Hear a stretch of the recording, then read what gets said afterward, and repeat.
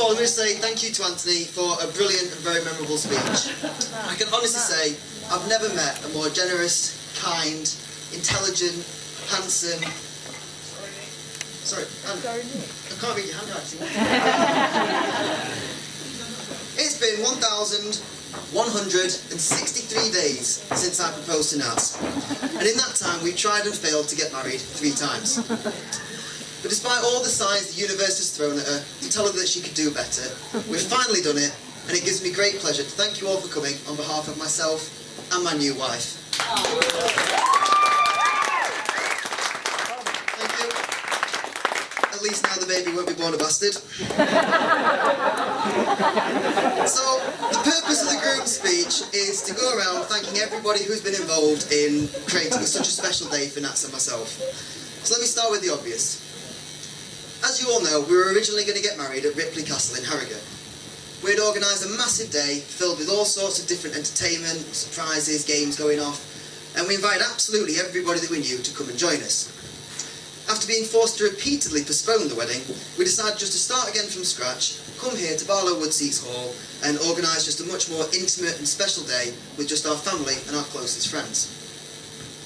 The postponements have worked out very well. We're now sat in a stunning venue, we've eaten some incredible food, and we're surrounded by all you lovely people. So quite clearly, my first thank you has to go to COVID, because without it we wouldn't be here today. It's great to see that Jack and Harry have turned up today, because as Dickie knows, even when the Dales say they really want to be involved in something, you still don't know if they're going to turn up. And a big thank you as well goes to Ollie Jackson, who has turned up, even though he was appalled to hear they wouldn't be serving Carling at the bar. We're a long way from the Porterbrook now, pal. In all seriousness, Nats and I want to thank each and every one of you for coming and sharing today with us. It means so much that you're all here, and it really is making our day extra special. Quite obviously, we wouldn't be here at all if it weren't for our parents. You've all given and sacrificed so much for the two of us, and we'll always be grateful for everything that you give us. Ant and Vicky, I think you should both be very proud. You've raised a woman who is not only the kindest and most generous person that I've ever met, but she's also incredibly talented and extremely beautiful. It's fair to say, raising a child's never easy, but they nailed it on their second try.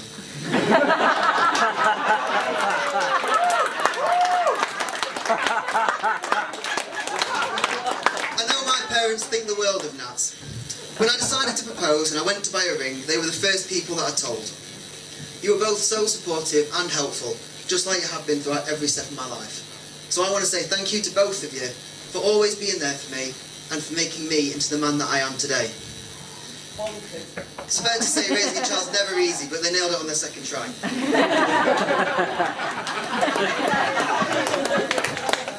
I'm sure you'll all agree the bridesmaids look incredible today. Both Julie and Steph have been amazing friends to Nats, and I know that she really does cherish your friendship, and she's so thankful to have you two in her life. Steph is the maid of honour, as well as being the big sister, and it's amazing to see the incredible bond that you and Nat share. She always looks up to you, and it's fantastic to see you always looking out for her, and you're always supporting her. Obviously you and I get on together quite well as well, and honestly I couldn't wish for a better sister-in-law. I sincerely hope that one day you can meet the guy that will make you this happy. And he is out there somewhere, just keep looking.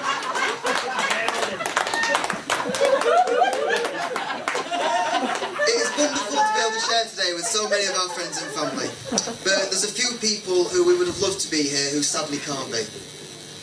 Nats' Grand Jean sadly passed away a few months ago, but I know how proud she was of Nats, and she said on more than one occasion how pleased she was with both her granddaughter's choice in men. Jean was truly an amazing person, and she is sorely missed. She was still able to leave her mark on the wedding day. She not only helped Nats to choose her stunning wedding dress, but Jean also very generously paid for it. And I know that she's looking down now with a big smile on her face.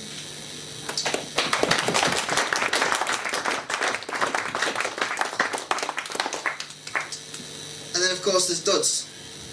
Tom was one of my closest friends, and I'd originally asked him to be a groomsman for our wedding, and he was incredibly excited about it. He was one of the genuinely good guys, and he was always the life and soul of the party, so it really sucks that he isn't sat here with us raising a glass. Although with duds and a free bar, Anthony could have been bankrupt by the end of the night. They aren't sat with us today, but they're definitely here in spirit. So would you all please join me by raising your glasses to Tom and Jean.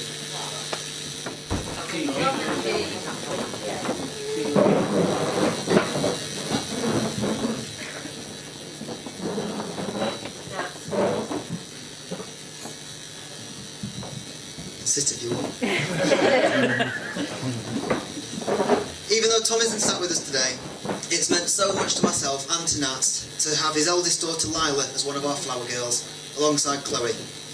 Both of you did absolutely brilliant today, so a massive thank you goes to you two.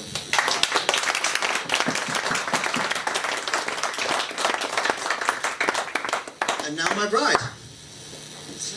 I proposed to Nat on the day that we moved into our house on Greystones Road.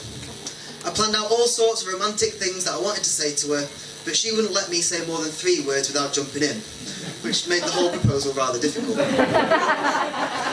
However, today she has no choice but to sit there and listen. Nat, you are my absolute world. I meant every single thing that we've said in our vows today.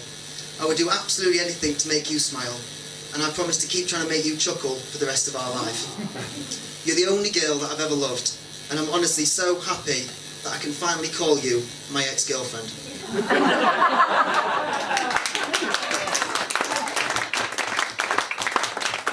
just want to say a huge thank you to the entire team here at Barlow Woodseas Hall, from Nick and Christina who have helped to put on this amazing day, to Lee slaving away in the kitchen, all the people working behind the bar, serving the tables. They've all done brilliantly, so just a quick round of applause for them for making this day so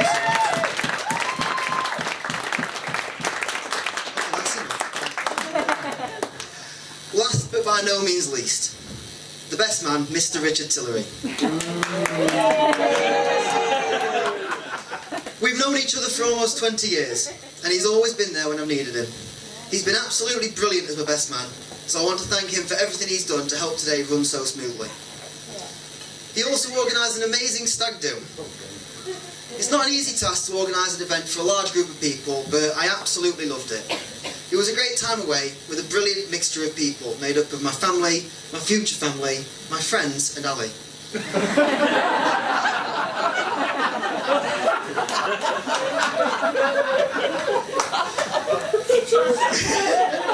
The stag do was brilliant, everybody had a great time.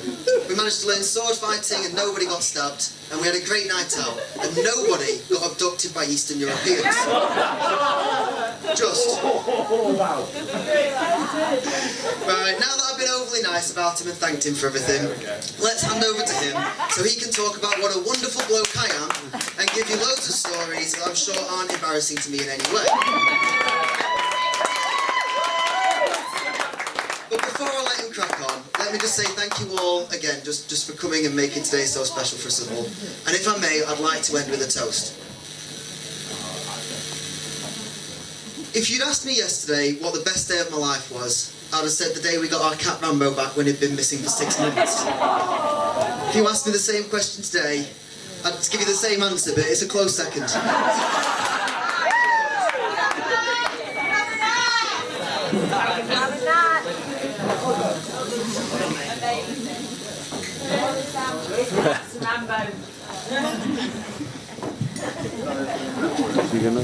Well, that's all the nice, heartfelt stuff done with.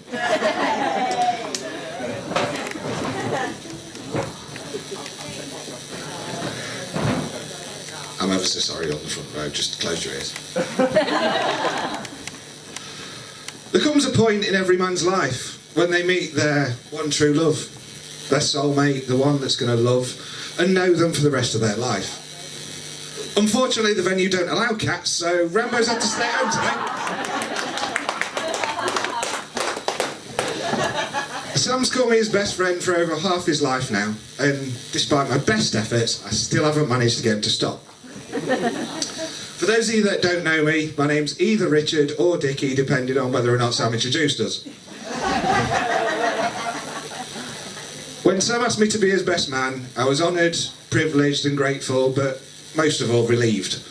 I've really put all of my eggs into one basket over the years, and after Birch chose his uncle, Sam was really my only hope of making best man.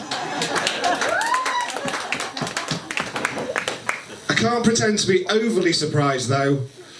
Apart from me, I am the only one at the table that doesn't qualify for a free bus pass.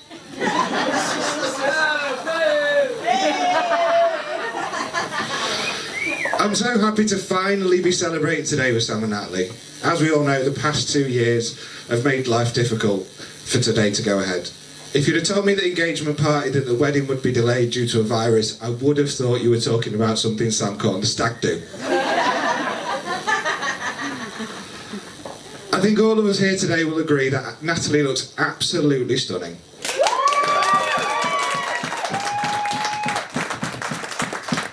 Sam, on the other hand, looks like he picked up the wrong suit.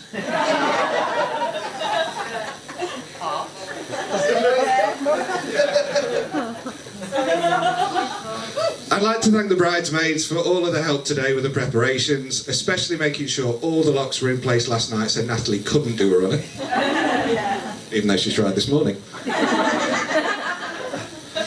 One of the main things that has maintained mine and Sam's friendship over the years has been our shared sense of humour. It's not a sense of humour that everyone can get on board with, and for 8% of you, I can only apologise for the next few minutes. Personally, I've always enjoyed Sam's jokes, but over the years, they have at times got him into bother. Sam once introduced himself to an old girlfriend of mine by making a hilarious joke about dyslexic people. There was a long silence afterwards that followed, where she later described to me as awkward. Thought you like that one.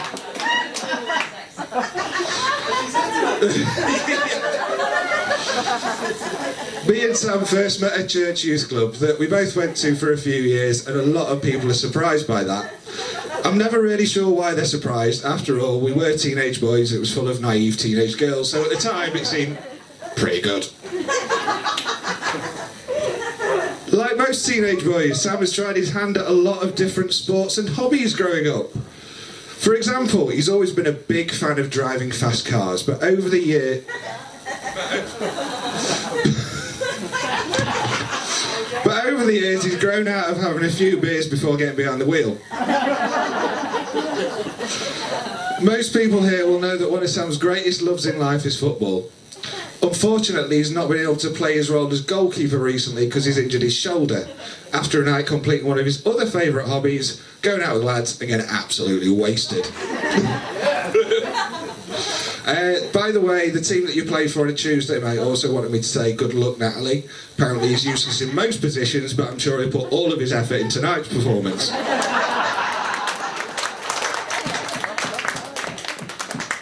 As we're on the subject of pulling the goalkeeper, it seems an appropriate time to congratulate Sam and Natalie on the fabulous news, and they're expecting their first child.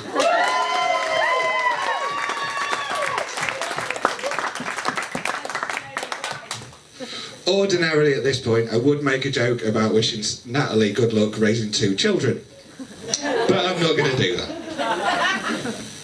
Sam was the first person I told when my son was born, and I'll never be able to thank him enough for the support and love he's shown me and Philip over the last 14 years.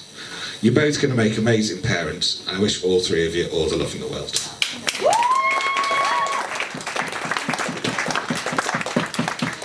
Now, according to the best man speech template I found on the internet, it's customary at this point to offer advice to the newlyweds, which is a bit difficult because I've not been married for very long. So can't exactly profess to be any kind of expert. However, there are a few key points that have come up for me over the past 2 or 3 years. Firstly, don't forget how long you've been married for.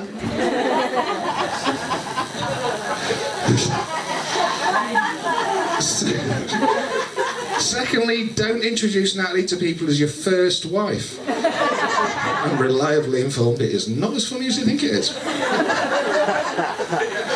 Current works just as well. If you don't agree with each other, try to compromise and realise that your opinion isn't necessarily correct. Sam. And lastly, there will be moments where you don't like each other, and that's fine. As long as you always choose to love each other regardless. Natalie, for you, that will mostly involve trying to ignore the sarcasm. Bev and Fraser also offered some practical advice. Take yourselves for a nice meal, a few drinks and a long walk home at least once a week. Apparently it works really good if one goes on a Tuesday and the other goes on a Thursday.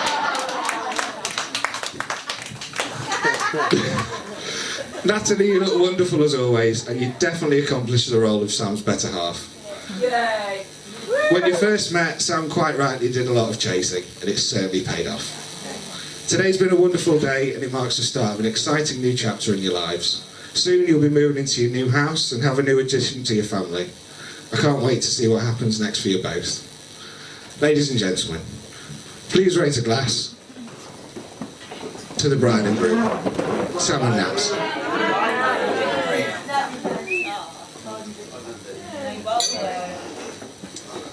I've also been asked to tell you that desserts will be in 30 minutes.